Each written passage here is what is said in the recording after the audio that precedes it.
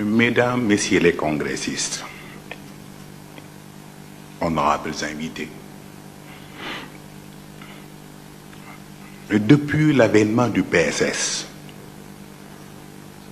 Parti Solidarité Sénégalaise, et l'éclatante victoire de Cheikh Tidiane Sy sur Senghor,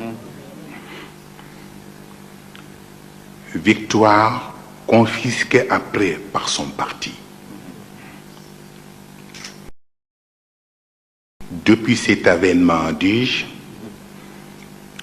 la classe politique sénégalaise n'a jamais cessé de remettre en question la participation des religieux au combat politique. Des religieux qui payent des impôts, comme tout autre citoyen, qui payent l'électricité, l'eau et le téléphone. Au moment des suffrages, ils ne se présentent pas avec des Corans aux urnes, mais avec des cartes d'identité nationale et des cartes d'électeurs. S'ils vendent leur récolte, ils ne se dirigent pas à la mosquée, mais à la coopérative de l'État. Des religieux qui, malgré l'existence du droit islamique et des rites religieux, doivent disposer d'un certificat de mariage délivré par la mairie et des pièces d'état civil pour eux et leurs enfants.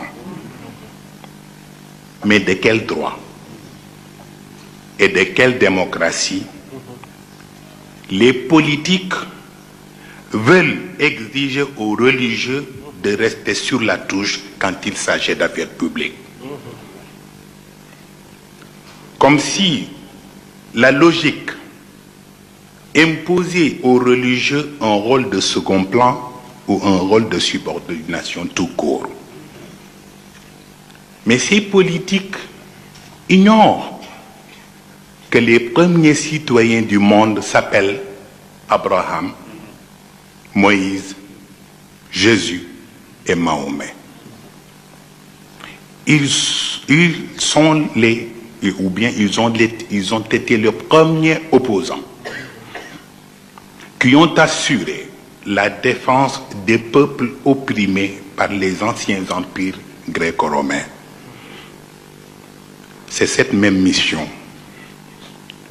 qui revient aux religieux, mais pas à n'importe quel religieux. Donc, il y a là une absence de conflit entre État laïque et religion, car ils défendent les mêmes idéaux. Il s'agit de gérer des hommes pour le meilleur et pour le pire. Raison pour laquelle la politique doit nécessairement apprendre aujourd'hui à réinventer positivement le lien sacré entre gouvernants et gouvernés.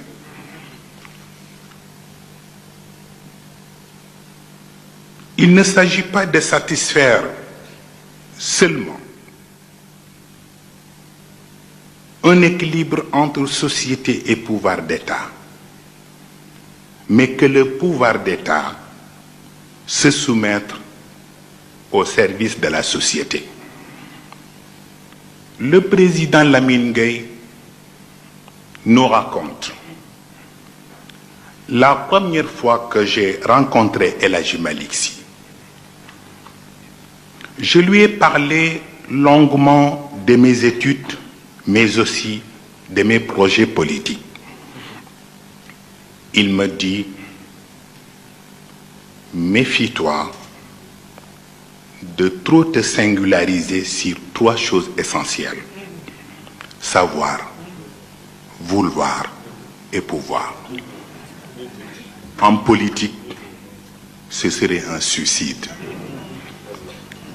El Hadji Malick Sy lui-même disait à Blaise Diagne: dès qu'un chef politique cesse de considérer son pouvoir comme un instrument de travail, il cesse d'être un interlocuteur pour son peuple. Dès qu'on cesse d'être un légitime, on cesse d'être un homme digne de confiance. Et dès qu'on cesse d'être un juste, on cesse d'être un recours. Le secrétaire général du parti PSS, Cheikh Tidiane Sy, nous raconte qu'un ancien ministre lui faisait cette confession. Plutôt aller en enfer que de perdre un portefeuille ministériel au Sénégal. Cheikh lui a répondu alors, c'est le protocole qui vous séduit et non le travail. Le grand sage nous donne ce conseil. C'est plus que nécessaire d'apprendre à mourir avant la mort pour vivre dignement. Raison pour laquelle d'ailleurs le prophète Joseph Youssouf avait préféré la prison qu'à cette cohabitation dénuée de tout sens humain, car pour lui, la liberté est plus têtue qu'une cellule de prison. Mesdames, Messieurs les congressistes, honorables invités, notre pays a besoin aujourd'hui plus que jamais d'une nouvelle morale politique. Il a besoin d'être gouverné par des hommes mûrs, des hommes qui privilégient la sécurité du peuple comme garant de leur propre sécurité. L'alternance, disait ce grand politologue, c'est Cheikh Tidiane Sy. L'alternance, c'est un grand principe. Ce merveilleux principe qui, au nom du suffrage universel, permet de procéder non seulement au changement des hommes, mais surtout au rééquilibrage des responsabilités. Pour terminer, Mesdames, Messieurs les congressistes, je voudrais encore une fois lire quelques phrases de cette lettre ouverte, adressée au chef d'armée par Cheikh Tidiane Sy le 6 décembre 1994. Il s'adresse à tous les généraux en disant ceci: Messieurs, depuis 3 décennies, l'Afrique noire francophone ploie sous le joug des arrogances, mais toujours en se cherchant à travers tant d'enfantillage et de mimétisme. La France a remis les territoires entre les mains de quelques équipes en demandant à ceux-là même qu'on appelle des peuples de s'en accommoder, même au prix de leur dignité, si dignité il y a. Nous n'avons pas la prétention de priver ces territoires d'une autorité ou d'un pouvoir quelconque, mais que les choses soient faites selon les règles d'une démocratie moins primaire et moins nègre que ce qui se passe ici même. On ne vous demande pas d'être des légitimistes avant que la légitimité ne soit assurée, ni d'être des régimistes avant que les régimes ne soient approuvés par la conscience universelle. Ce que cette conscience attend de vous, c'est qu'au moins, pour une fois, vous soyez autre chose que de simples tirailleurs sénégalais. Et vous ne pouvez oublier de sitôt ce que cette expression crée dans l'imagination des pays anciennement ou nouvellement conquis. Nous vous prions donc d'oublier vos dissensions et d'aider vos frères à organiser des élections honnêtes et transparentes. L'uniforme est autre chose qu'une camisole de force. c'est un habit comme les autres. Hitler disait un jour à ses officiers, le prophète de l'islam ne porte pas d'uniforme et pourtant il reste le meilleur soldat du monde. Il vous faut beaucoup de courage pour franchir ce pas important et qui n'a nullement besoin de ces vieilles carcasses qui ont pour nom chars ou blindés et dont les personnes âgées ont besoin pour se réchauffer pendant le froid. Et si vraiment vous vous sentez moins apte face à cet ultime recours, de grâce, mettez-vous de côté, vous et vos collègues de la police et de la gendarmerie, et laissez le peuple régler le problème à sa façon.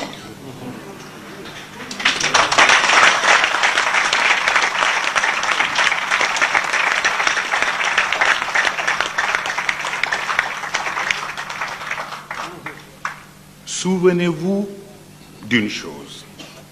Les armes que vous détenez appartiennent au peuple car payées par lui. Ne les utilisez donc pas contre ses enfants. Dieu n'a-t-il pas dit à Mahomet, s'il vous arrive de souffrir, sachez que ceux qui ont le malheur de confisquer le pouvoir souffrent beaucoup plus que vous.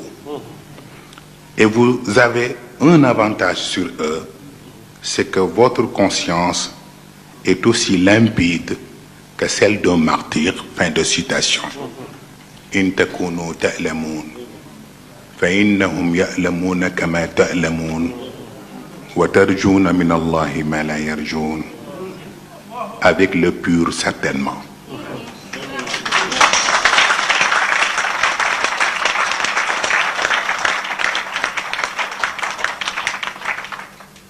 Avec le pur certainement, et avec tous les Sénégalais honnêtes, qu'ils soient militants de parti ou non, nous allons faire de ce Sénégal un pays fier et confiant, avec l'aide de Dieu bien sûr.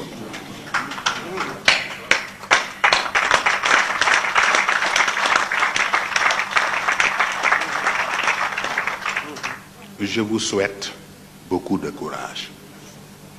Car la tâche n'est pas facile. Mais c'est avec le cœur de tous les Sénégalais que nous allons triompher, Inch'Allah.